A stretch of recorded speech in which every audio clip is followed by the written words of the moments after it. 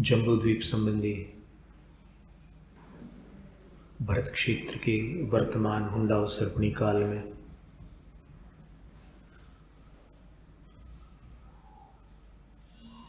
जो प्रथम तीर्थंकर भगवान ऋषभदेव और उनको आदि लेकर अंतिम तीर्थंकर भगवान महावीर पर्यंत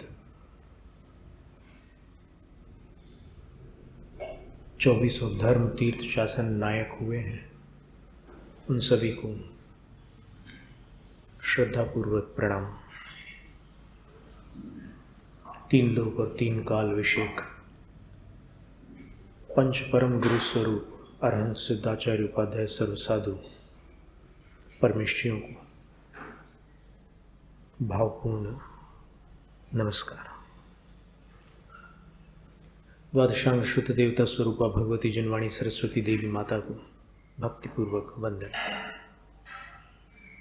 पूर्व शताब्दी के धर्म धुरंधराचार्य परम श्रद्धेय चारित्र चक्रवर्ती ज्ञानी ध्यानी तपस्वी पूजनीय गुरु शांति सागर मुनिराज को नमन। दीक्षा शिक्षा गुरु आचार्य विद्यासागर महाराज को नमोस्तु। सागर महाराज की जय।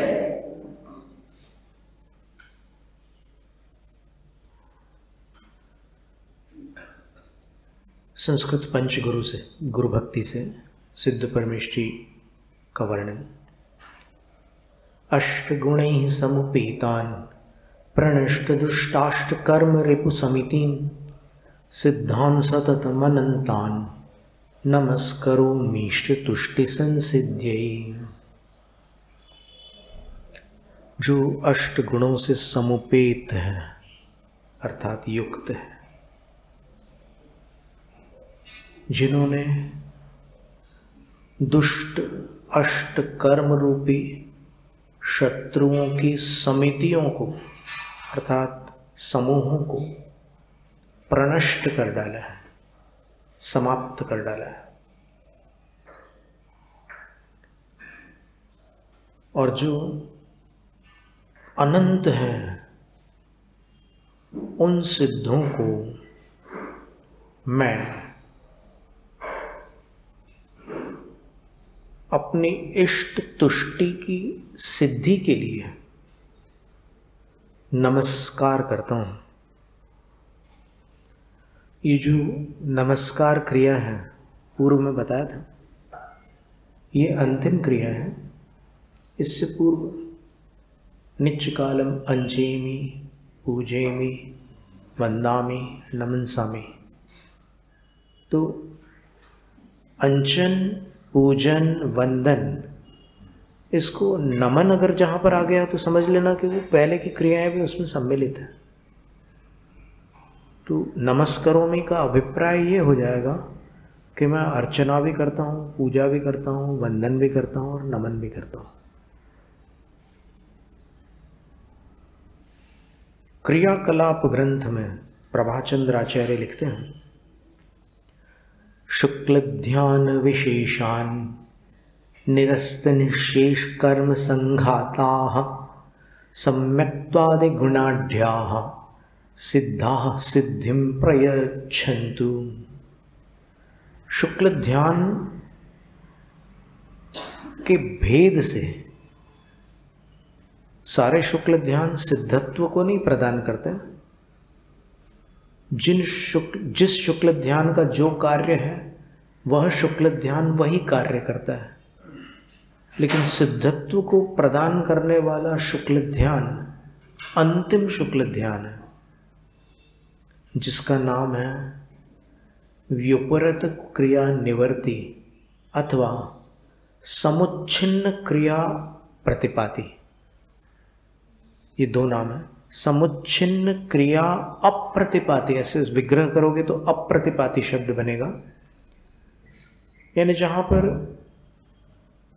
क्रिया मन वचन काय संबंधी जो आत्म प्रदेशों का परिस्पंद है वो समुच्छिन्न हो चुकी है, अर्थात जहां पर निष्क्रिय परिणति आत्मा को प्राप्त हुई है। अरहंत अवस्था तक के निष्क्रिय परिणति नहीं है, सक्रिय है, क्योंकि आत्मा में हलचल ही है, प्रदेशों में परिस्पंदन है। लेकिन अरहंत अवस्था की जो संयोग केवली अवस्था है, वहाँ तक जब उससे ऊपर चले जाते हैं अरहंत भगवान, अयोग केवली हो जाते हैं, तब वो परिस्पंद रुक जाता है, तब वो निष्क्रिय होते हैं। और वहाँ पर चतुर्थ शुक्ल ध्यान होता है, जिसका काल गणधरोच्चारित अ ई उ री ऋ इन 5 लघ्वाक्षरों का जो उच्चारण काल है उतना होता है। यानी इन 5 अक्षरों का उच्चारण गणधर देव जितनी देर में करेंगे उतनी देर वो 14वां गुणस्थान अथवा चौथा शुक्ल ध्यान चलेगा। और चौथे शुक्ल ध्यान की समाप्ति से एक समय पूर्व, समाप्ति का समय अंतिम समय है उसका, और उससे एक समय पूर्व वो 72 कर्म प्रकृतियों का विनाश करेंगे। 63 का तो अरहंत अवस्था में निपटारा हो गया। अब सिद्ध होने से पूर्व, ये अरहंत होने से पूर्व 63 प्रकृतियों का निपटारा हो गया था। अब सिद्ध होने से पूर्व जो बची हुई 85 प्रकृति है, 63 और 85 148 होती है, तो उनका निपटारा करना है, तो वो 2 समयों में पूरा काम होगा।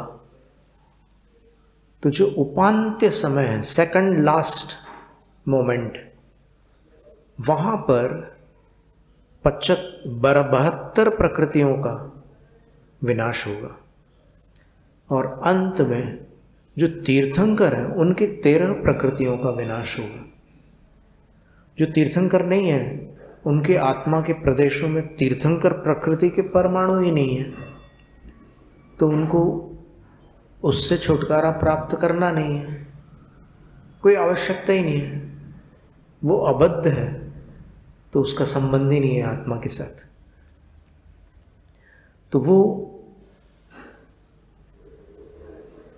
12 प्रकृतियों का क्षय करेंगे। और जिन मुनिराजों के आहारक कर्म प्रकृति का बंध नहीं हुआ है,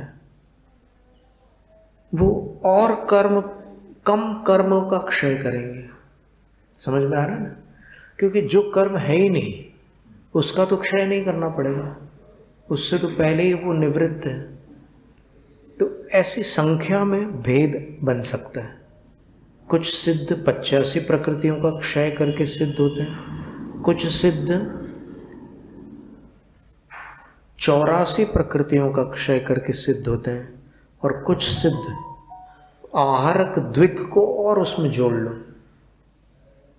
आहारक शरीर और आहारक अंगोपांग, तो इनसे भी रहित जो होंगे वो 2 और कर्म प्रकृतियों को, तो 81 कर्म प्रकृतियों का कैसे बनेगा? देखो 85 में से 2 कम करो, 83 तीर्थंकर प्रकृति कम की, फिर ये आहारक द्विक और कम की, तो 85 में से 3 कम करनी होगी। तो ऐसे भंग बन सकते हैं। और बाकी तो ठीक ही है, बाकी तो जितने कर्म हैं वो तो सब जीवों के पास बंधे पड़े हैं, तो पुण्य पाप का पैकेज सबके पास है। अब किसी के तीव्र पुण्य और तीव्र पाप है, किसी के मध्यम श्रेणी के हैं, किसी के मंद भी हैं, अलग अलग प्रकार के कर्मों वाले जीव हैं, लेकिन सारे जीवों के पास कर्म तो है।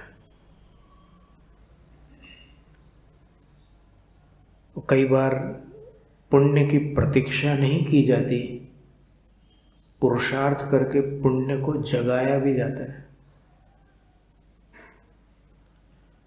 जैसे किसी को टाइफाइड हो जाए तो वो साता की प्रतीक्षा करता है क्या? साता का उदय आएगा और मैं स्वस्थ हो जाऊंगा, ऐसा करता है क्या? या क्लोरामफेनिकोल नाम की दवाई लेता है दवाई लेते हैं, वो पुरुषार्थ करना पड़ता है कभी कभी। तो सोए हुए भाग्य को जगाने के लिए पुरुषार्थ किया जाता है।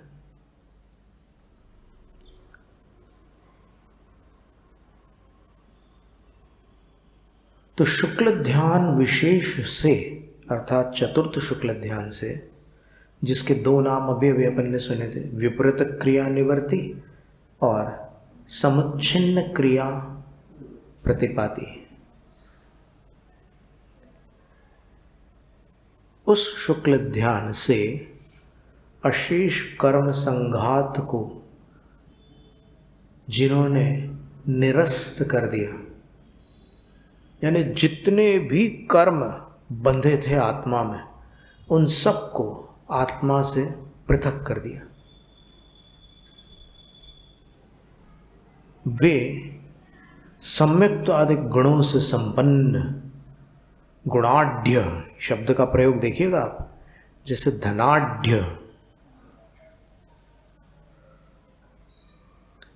जिसकी जेब में कुछ नोट हो उसको धनाढ़ नहीं कहते, जिसके पास प्रचुर धन होता है उसको धनाढ़ कहते हैं। इसी प्रकार जिनके पास प्रचुर गुण है वो गुणाढ़ सिद्ध परमेष्ठी है।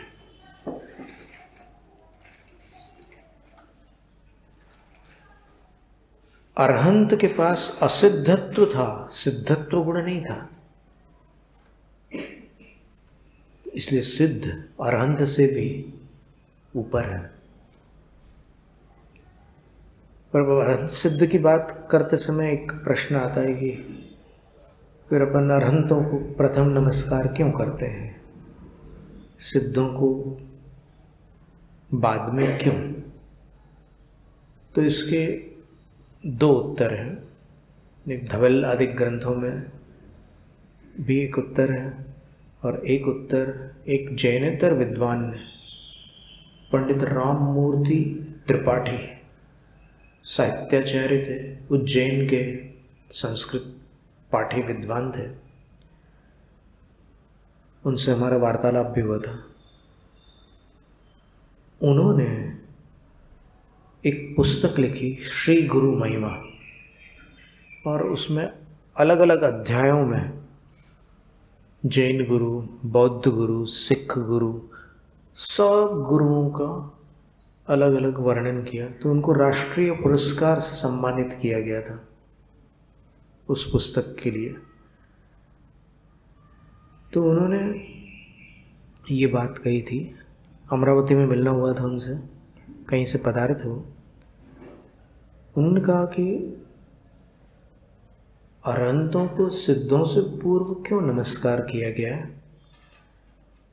उन्होंने अपनी पुस्तक में लिखा भी है उसको। बोले इसलिए नमस्कार किया गया है कि अरहंत की वाणी बिना कोई सिद्ध नहीं हो सकता।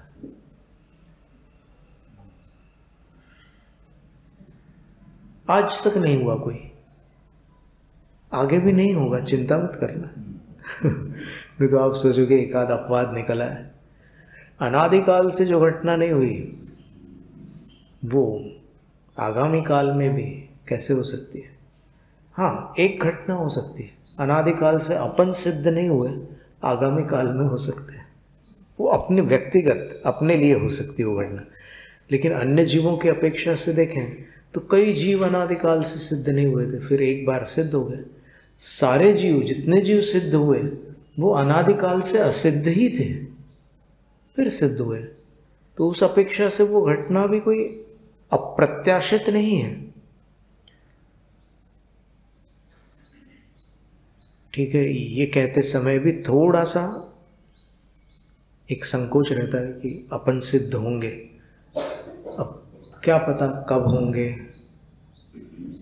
इसका कोई दावा नहीं किया जा सकता। तो थोड़ा सा घबराते हुए ही अपन कह रहे हैं कि हे प्रभु हम भी सिद्ध हों। ऐसी भावना बार बार रिपीट भी करना नहीं बन सकता। जैसे अभी पुरानी पूजाएं आप देखेंगे, पद्मनंदी पंचविंशति ग्रंथ में जो जिनेंद्र भगवान की पूजा का अष्टक है, उसमें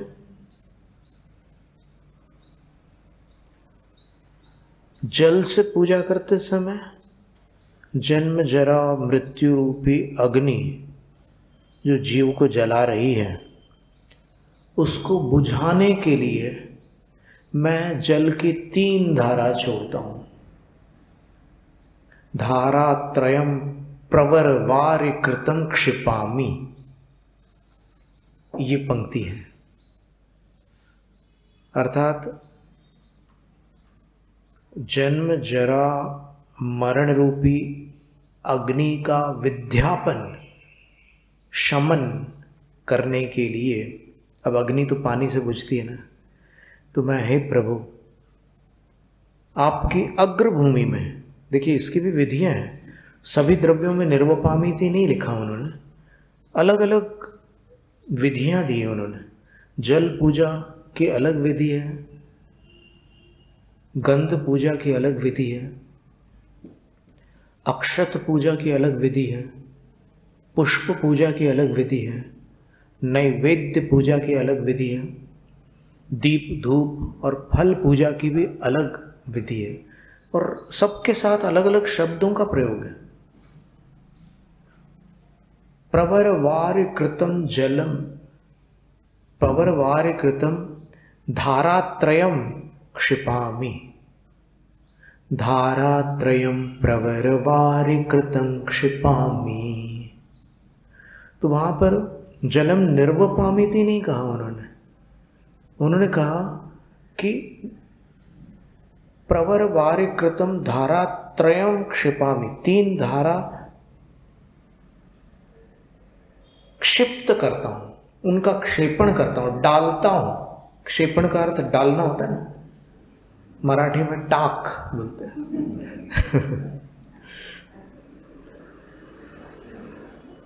तो उत्तम प्रवरवारी, उत्तम जल के द्वारा 3 धाराओं का क्षेपण करते हैं।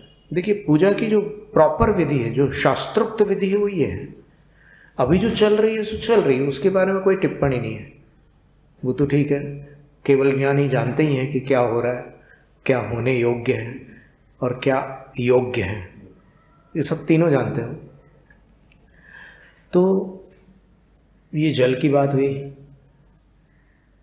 तो जल के लिए उन्होंने कहा कि जन्म जरा और मरण रूपी अग्नि जो जीव को लगी हुई है, उसको बुझाने के लिए ये जल पूजा है। लेकिन बीच के जो 6 द्रव्य हैं, वहां पर उन्होंने बार बार ये नहीं कहा कि मैं ये कर रहा हूं तो इस हेतु से कर रहा हूं। वो जहां बार बार हेतु का प्रयोग करने से भक्ति की धारा खंडित होती है। मैं ये पूजा इसलिए कर रहा हूं कि मुझे ये चाहिए, ये क्या हो गया, सशर्त हो गई बात। यानी आप निष्काम भाव से नहीं कर रहे हैं, कामना के साथ कर रहे हैं। तो एक बार आपने कह दिया कि ठीक है, मुझे आग लगी हुई है, उस आग को बुझाने के लिए मैं जल का क्षेपण कर रहा हूं, ठीक है, शुरू में कह दिया। उसके बाद गंधन चर्चयामि, चंदनन चर्चयामि। अब चंदन और कपूर, वो कपूर के साथ चंदन घिसा जाता है। अभी तो क्या है, शॉर्टकट है, पाउडर रेडीमेड मिलता है, उसको पानी में डाल दिया, हो गया चंदन। प्रमादी जीव हैं संसार के, और जितना शॉर्टकट मिल जाते हैं वो उतनी कटौती कर डालते हैं धर्म में। विषयों में कभी कटौती नहीं करते। अगर नमक कम पड़ा है तो थाली बाहर चली जाएगी खिड़की के।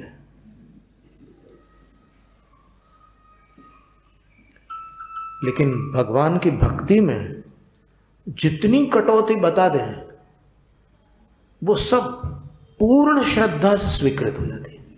कोई परीक्षा नहीं, कोई आगम प्रमाण की आवश्यकता नहीं। बाबा वाक्यम प्रमाणम कह दिया किसी ने और बस वो बात लागू हो गई। ऐसे तो देश में कानून भी लागू नहीं होते बिना पूछताछ के, और यहाँ जिन शासन में लोग निज शासन लागू कर डालते हैं, कितनी विचित्र बात है। ठंडे दिमाग से सोचने की बात है, कोई आवेश वाली बात नहीं है। लेकिन आश्चर्य होता है कि शासक जब भगवान है तो फिर अन्य कोई शासक कहाँ से बन जाएगा जो अपना शासन नए ढंग से चलाने लग जाए। ये बात तो आती है ना मन में, और अगर न भी बोले तो मन में तो आ ही जाएगी ना वो बात, उसको कौन रोक सकता है। तो ऐसी बहुत सारी बातें हैं। पर देखिए वहाँ लिखा कि चंदन चर्चन करते हैं। चर्चन का अर्थ क्या होता है? गंध विलेपन। और ये विलेपन जो होता है ये कोई अजैनों से ली हुई क्रिया के रूप में नहीं होता। जय धवला में लिखा हुआ है, नवनोवलेवण सम्मज्जन छुहावण धूव दहन फुल्लारोहण आदि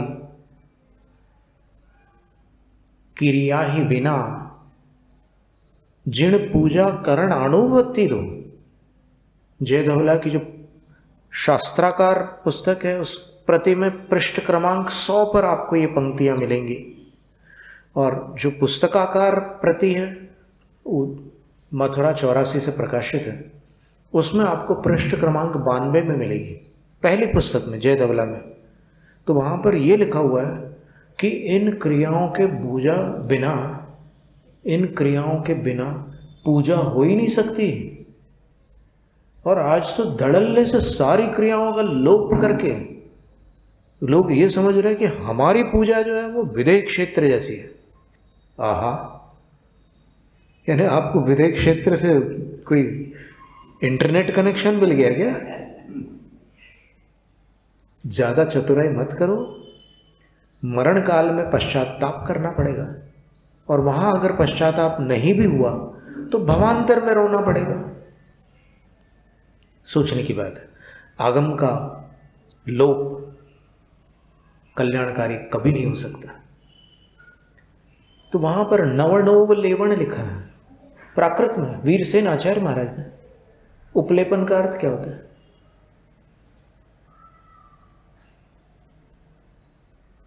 वो उपलेपन कहाँ करेंगे, किससे करेंगे? तो ये सारी बातें सोचने की। अभी अपन किसी को बाध्य नहीं कर रहे, जिसकी जैसी श्रद्धा हो, सब स्वतंत्र है। फ्रीडम ऑफ रिलीजन भारतीय संविधान के 7 मौलिक अधिकारों में एक है।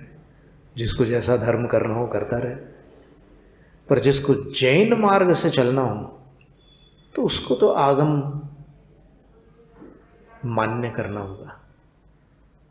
आगम न मान्य करके तर्क के आधार पर अगर वो धर्म करने जाएगा तो उसको अमित गति आचार्य महाराज ने योगसार प्राभृत के 8वां अधिकार चारित्राधिकार में गाथा क्रमांक 81 में, श्लोक क्रमांक 81 में संसार का कारण बताया। उन्होंने ये लिखा है कि जो क्रिया बुद्धिपूर्वक की जाती है अर्थात विवेक के साथ की जाती है वो संसार में भटकाती है। बहुत चौंकाने वाली पंक्ति है ये। अभी जितने लोग विवेकी बन करके भक्ति कर रहे हैं भगवान की, भक्ति में विवेक हो ही नहीं सकता। विवेक तो बुद्धि में होता है, और जब मनुष्य बुद्धि की सीमा रेखा से ऊपर चला जाता है तब भक्ति प्रारंभ होती है। विवेक तो तत्व निर्णय में होता है, भक्ति में नहीं होता। फिर भक्ति कैसे होती है? तो वहां पर लिखा है ज्ञान पूर्वकम, ज्ञानम आगम पूर्वकम। भक्ति ज्ञान पूर्वक होती है और ज्ञान आगम पूर्वक होता है। आगम में जो प्रक्रिया बताई है बस आंख बंद करके आपको भक्ति करना है। वहां पर विवेक लड़ाया तो गए काम से। उन श्लोकों में क्या लिखा है उन्होंने कि बुद्धिपूर्वक क्रिया संसार का कारण है। अर्थात आप अगर विवेक से क्रिया करोगे तो संसार में ही भटकोगे। आप अगर आगम से करोगे तो फिर भवंती मोक्ष हेतवे, वो क्रियाएं मोक्ष में हेतुभूत हो जाती हैं। कितनी अनोखी बात है ये जिनवाणी माँ से अपने को प्राप्त हो रही है। तो माँ का अपन आभार मानते हैं कि आपने ऐसी ऐसी बातें हमें दी जिससे हम ना भटकें। ये काल बहुत खतरनाक है, इस काल में भटकन की संभावना बढ़ जाती है, लेकिन आपका आलंबन होने पर सुरक्षा रहती है। हम लोग जब पढ़ते थे कॉलेज में तो हमारे एक प्रोफेसर थे, प्रोफेसर ठक्कर जी, मराठी थे वो।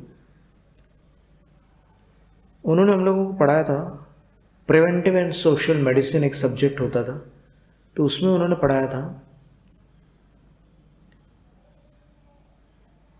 ए mother that suckles her child for 3 years makes it healthy for 30 years। एक माँ जो अपने बच्चे को अपना दूध 3 वर्ष तक पिलाती है, वो 30 साल तक उस बच्चे को स्वस्थ रखती है। कितनी अद्भुत बात है। तो अगर कोई 3 साल जिनवाणी माँ का दूध पी ले, और जिनवाणी माँ तो दूध नहीं पिलाती, अमृत पिलाती है, तो अगर कोई 3 साल जिनवाणी माँ का अमृत पी ले तो कम से कम 3 भव तक तो वो भटक नहीं सकता। तो इस तरह ये सिद्ध परमेष्ठी संबंधी एक अंतिम गाथा और है इस संग्रह में। उसके बाद उनके 8 गुणों का विवरण है, कौन से कर्म के क्षय से कौन से गुण होते हैं और उन गुणों का परिचय क्या है। सब जानते हैं कि सिद्धों के 8 गुण होते हैं, कौन से 8 गुण होते हैं उनको जानेंगे अपन। पहले एक गाथा देख लेते हैं। अट्ठविह कम्म वियला सीधी भूदा निरंजना निच्चा, 8 गुणा किद खिच्चा लो यज्ञ निवासिनो सिद्धा। अष्टविध कर्मों से जो विकल है, देखिए विकल शब्द पहले भी आया था, 8वें कम्म वियला तिलोय पंडिती में, वही का वही चरण है। प्रथम चरण तिलोय पंडिती में और जीव कांड में एक समान है, लेकिन बाकी चरण में भेद है। तो अष्टविध कर्मों से जो विकल है, रहित है, सीधी बूदा जो शीतलता को प्राप्त हो चुके हैं, पूर्णतः शीतल हो चुके हैं। तो पहले गर्म थे क्या, अपेक्षा साहित्यिक दृष्टि से देखें तो संसार की तपन में तप रहे थे ना, तो गर्माहट तो थी, अब ठंडक आ गई, वो विवक्षा है। फिर निरंजना, अंजन रहित हो गए।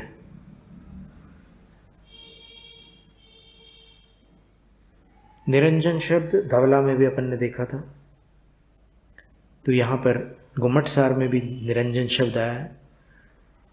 कर्म और नौकर्मों के अंजन से रहित। निरंजन का अर्थ क्या होता है, द्रव्य कर्म और नौकर्म, ये दोनों पौद्गलिक होते हैं, तो उनका जो अंजन है, आत्म प्रदेशों पर जो उनका लेपन है, उससे रहित हो जाते हैं। और कैसे हैं, नित्या, नित्य शब्द भी पहले आ चुका है। नित्य का अर्थ वो सिद्ध पर्याय कुछ काल की है या हमेशा की, हमेशा की, तो वो नित्य है। और 8 गुणा, 8 गुणों वाले हैं। अष्टगुण शब्द बहुत बार आ चुका है। किद किच्चा, पहले कद कच्चा शब्द था, दोनों रूप प्राकृत भाषा में बनते हैं, और इन दोनों शब्दों को देखते हुए ऐसा लगता है कि जो अपन संस्कृत में या हिंदी में इसका उच्चारण करते हैं वो या तो कृतकृत्य होगा या फिर कृतकृत्य होगा, कृतकृत्य नहीं होगा, क्योंकि रेर जो है उसके लिए प्राकृत व्याकरण में 4 सूत्र हैं, तो उसके एक जैसे रूप नहीं बनते और एक जैसा उच्चारण भी नहीं होता। मयंक, ये शब्द सुना है आपने? ये प्राकृत शब्द है। इसका अर्थ क्या है? चंद्रमा। मयंक शब्द का अर्थ चंद्रमा है। और इसको संस्कृत में क्या बनाएंगे? मृगांक। मृगांक या मुर्गांक नहीं, मृगांक। मृगांक का अर्थ चंद्रमा है। कैसे? तो मृग है अंक में जिसके, गोद में जिसके। चंद्रमा को कवि लोगों ने अपने ढंग से देखा ना, तो उनको कवि, जहां न पहुंचे रवि वहां पहुंचे कवि, और जहां न पहुंचे कवि वहां पहुंचे अनुभवी। ये ब्रह्मचारी लापानंद जी के मुख से सुना था हमने, बहुत पुरानी बात है, सन 84 में। तो कवियों ने चंद्रमा में क्या देखा? हिरण, ऐसे 2 कान, मुख, ये सब उनको दिख गया, तो उन्होंने मृगांक का नाम रख दिया। और कुछ कवियों को खरगोश दिखा वहां पर, तो उन्होंने शशांक नाम रख दिया। शश का अर्थ ससला होता है गुजराती में, और मराठी में क्या बोलते हैं खरगोश को? ससला ही बोलते हैं। तो वो शश है, खरगोश है अंक में जिसके, अथवा खरगोश है अंक यानी चिन्ह जिसका। अंक शब्द के दोनों अर्थ है। अंक शब्द का अर्थ गोद भी होता है, अंक शब्द का अर्थ चिन्ह भी होता है, अंक शब्द का अर्थ संख्या भी होता है। कृतकृत्य है। कृतकृत्य का अर्थ अपन ने समझा था कि जिन्होंने करने योग्य कार्य को कर लिया, अब कोई कार्य उनका शेष नहीं है, सब काम पूरे हो गए। और कैसे हैं सिद्ध? लोयज्ञ निवासिनो, लोकाग्र के निवासी हैं। अब वो वहां पर निवास करते हैं। एक मत ऐसा है, अन्य मतों में एक मत ऐसा है जहां पर सिद्ध होने के उपरांत, देखो उन्होंने जिन मत से कुछ तो अभी भी स्वीकृत रखा है। जैसे सिद्ध भगवान को विश्व सोड गई, ऊर्ध्वगामी माना गया है, तो उनके मत में जो मुक्त आत्मा है वो अनंत काल तक ऊर्ध्वगमन करती है,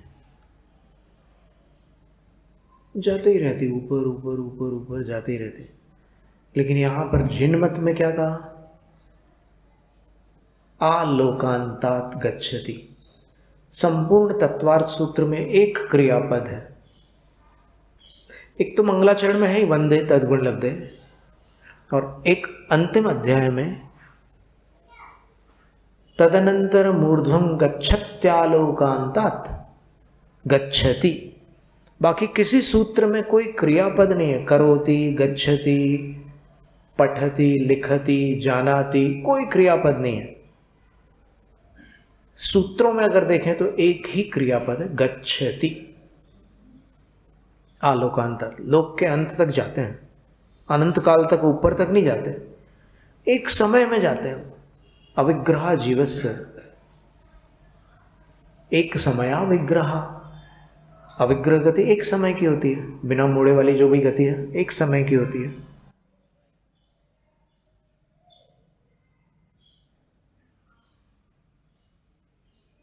और ऊपर क्यों नहीं जाते?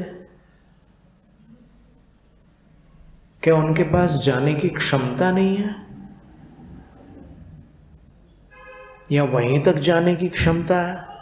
अगर क्षमता की बात करोगे तो समस्या खड़ी हो जाएगी, क्योंकि ऊर्ध्वगमन जीव का स्वभाव है। अगर आप ये मानोगे कि वहीं तक क्षमता है, उसके बाद क्षमता नहीं है, तो क्षमता नहीं है इसका मतलब उनका स्वभाव समाप्त हो गया, ऊर्ध्वगमन स्वभाव। और अगर स्वभाव समाप्त हो जाएगा तो वस्तु कैसे रहेगी? तो जिनकी मान्यता में सिद्धों के पास वहीं तक जाने की क्षमता है, उनकी मान्यता में स्वभाव अविनाशी नहीं है, अर्थात ऊर्ध्वगमन स्वभाव वहीं तक सीमित है। और स्वभाव अगर सीमित हो गया तो फिर वो जिसका स्वभाव है वो द्रव्य भी, उस द्रव्य का अस्तित्व भी वहां जाकर के समाप्त हो जाएगा, क्योंकि स्वभाव के नाश से जिसका स्वभाव है उसका भी नाश हो जाता है। सिद्धों में भी विभाव स्वभाव बताया गया है, लेकिन विभाव नहीं है। क्यों? क्योंकि विभाव पर संयोग से होता है, सिद्धों में पर संयोग नहीं है, तो विभाव नहीं है। लेकिन इसका अर्थ ये नहीं हुआ कि विभाव स्वभाव समाप्त हो जाए। विभाव स्वभाव अब भी है, लेकिन विभाव नहीं है। इसी प्रकार ऊर्ध्वगमन स्वभाव वहां भी है आत्मा के पास, लेकिन ऊर्ध्वगमन नहीं है। क्यों? क्योंकि ऊर्ध्वगमन निमित्त सापेक्ष है, स्वभाव निरपेक्ष होता है। कार्य उपादान और निमित्त सापेक्ष होता है। ऐसा कोई कार्य बता सकते हो आप जो निमित्त निरपेक्ष हो?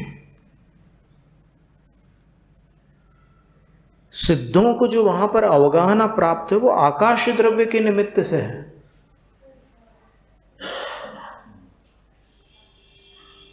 और सिद्ध आगे नहीं जा सकते, अनंत शक्ति उनके पास है, लेकिन उससे आगे नहीं जा सकते। क्यों? तो तत्वार्थ सूत्र में 10वें अध्याय का 8वां सूत्र क्या कहता है? धर्मास्तिकाया भावात्। धर्मास्तिकाय का अभाव है। कहाँ? आलोक में। आलोक में धर्मास्तिकाय नहीं है, इसलिए सिद्ध जैसे सर्वशक्तिमान परमेष्ठी भी आलोकाकाश में नहीं जा सकते। तो अन्य मत में वैसा माना गया है कि वो अनंत काल तक जाते ही रहते हैं, क्योंकि वहां पर धर्म द्रव्य और अधर्म द्रव्य का कथन ही नहीं है। धर्म और अधर्म द्रव्य केवल जिन मत में है। लो यज्ञ निवासिनो, लोकाग्र के निवासी हैं, सिद्धा सीज चुके हैं। जैनम जयत शासन। शास्त्र पठन में मेरे द्वारा यदि जो कहीं कहीं प्रमाद से कुछ अर्थ वाक्य पद मात्रा छूट गई, सरस्वती मेरी उस त्रुटि को कृपया क्षमा करें और मुझे कैवल्य धाम में माँ अविलंब धरे। वंचित फलदात्री चिंतामणि सदृश मात तेरा, वंदन करने वाले मुझको मिले पता मेरा। बोधि समाधि विशुद्ध भावना आत्म सिद्धि मुझको मिले और मैं पा जाऊं मां मोक्ष महा सुख को।